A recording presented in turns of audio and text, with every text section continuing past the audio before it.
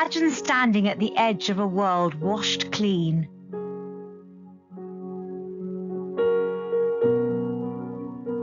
Where every sunrise brings a new beginning.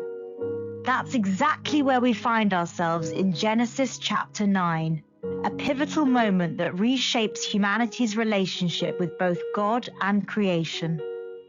Today, we're diving deep into this fascinating chapter to uncover its rich symbolism, practical wisdom, and the profound covenant that still echoes through time.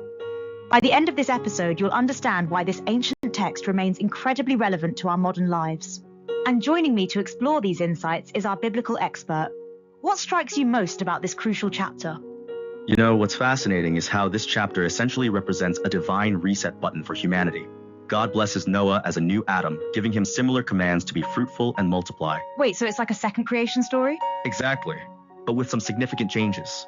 For instance, there's this new element where fear of humans is placed on animals. It's a complete shift from the harmony we see in Eden. That's such a dramatic change in the human-animal relationship. And here's where it gets even more interesting. For the first time, humans are given permission to eat meat, but there's a crucial restriction. They can't eat blood because life belongs to God.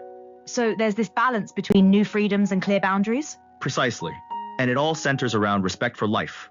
Human life is declared sacred because we're made in God's image, and there's this solemn principle: whoever sheds human blood, by humans their blood will be shed. That's pretty intense. It's like the first establishment of justice systems. Yeah, and it leads into something really beautiful: the establishment of God's covenant with Noah. Tell me more about this covenant. What makes it so special? Well, it's remarkable because it's not just with Noah, it extends to every living creature and all future generations. God promises never again to destroy all flesh by flood. And this is where the rainbow comes in, right? Yes, the rainbow becomes this powerful symbol of divine restraint.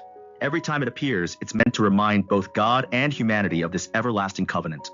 You know, it's fascinating how this ancient symbol still carries so much meaning today. Absolutely. And what's particularly striking is how this covenant emphasizes God's mercy over judgment.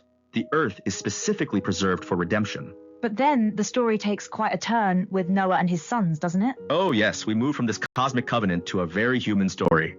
Noah becomes a farmer, plants a vineyard. It's all about new beginnings. And then things get complicated. They do indeed. Noah's drunkenness reveals human frailty, and Ham's response of exposing his father's shame creates this pivotal moment of family crisis. While his brothers, Shem and Japheth, take a different approach, right? Yes, they demonstrate remarkable respect by covering their father while turning away their faces. It's a powerful contrast in character. And this leads to some pretty significant consequences. Huge consequences. Noah pronounces these prophetic insights over his sons that shape the future of nations.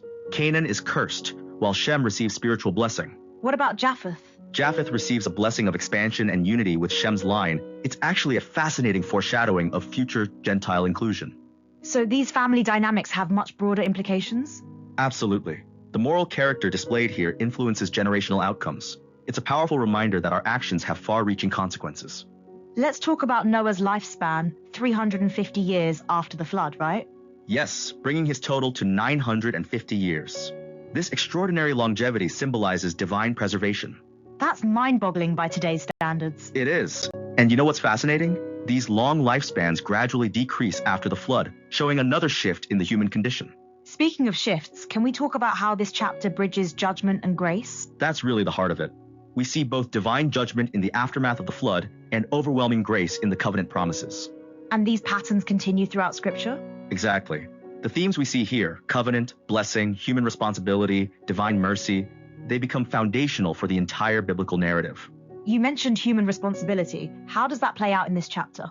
It's emphasized repeatedly through commands about preserving life, respecting blood, and maintaining justice. Humanity is given both privilege and responsibility. But divine mercy seems to have the final word? Always. Even when human failure is evident, like in Noah's drunkenness, God's covenant promises remain unshaken. That's incredibly reassuring. And it's meant to be. These promises anchor human hope, showing that God's faithfulness transcends our failures. Let's talk about the practical implications for modern readers. Well, one key aspect is how we view creation care. The covenant includes all living creatures, suggesting our responsibility extends to environmental stewardship. That's a surprisingly modern application. And there's more. The emphasis on human life being sacred speaks directly to contemporary ethical debates. How so? It provides a foundation for human rights and dignity, reminding us that every person bears God's image, regardless of circumstances. And what about the family dynamics we see with Noah's sons? They offer timeless lessons about respect, honor, and the ripple effects of our choices on future generations. It's amazing how relevant these ancient stories remain. Because they touch on fundamental aspects of human nature and our relationship with God that haven't changed. Let's circle back to the Rainbow Covenant. Why is this symbol so powerful? It's powerful because it transforms something natural into something deeply meaningful, a reminder of God's promise visible to all humanity. And it appears after the storm. Exactly. It's a beautiful metaphor for hope after tribulation, divine faithfulness after judgment. As we wrap up, what's the key takeaway from Genesis 9?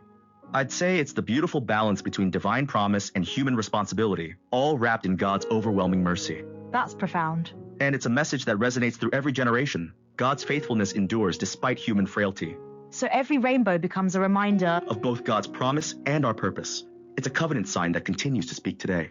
What a powerful way to understand this chapter. And remember, these themes of covenant, mercy, and responsibility shape the entire biblical narrative. Thank you for these insights into Genesis 9. It's been a pleasure exploring these timeless truths together. And that brings us to the end of today's episode of Copilot Podcasts. Remember, every rainbow you see is more than just refracted light. It's a reminder of an eternal promise.